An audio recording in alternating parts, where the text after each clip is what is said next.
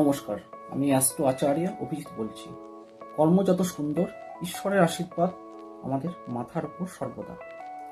আমরা আজকে জানবো নক্ষত্র এবং গ্রহ এবং জ্যোতিষ।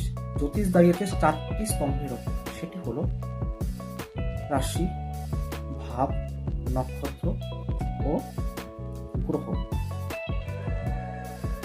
বৈদিক জ্যোতিষ শাস্ত্রে আমাদের 9টি গ্রহ আছে, সেটি হলো রবি, চন্দ্র, মঙ্গল, বুধ, বৃহস্পতি, শুক্র, শনি, রাহু এবং কেতু। রাহু কেতু হচ্ছে আমাদের ছায়া গ্রহ, যেটির কোনো বিশেষত্ব নেই। সেটি যে গ্রহ সাথে বা যে ভাবের সাথে বসে সেই ভাবের উপর সে ফলাদেশ বিবরণ বা ফল আমাদের দেয়। সবার আগে এটা আমাদের জানা খুবই প্রয়োজন।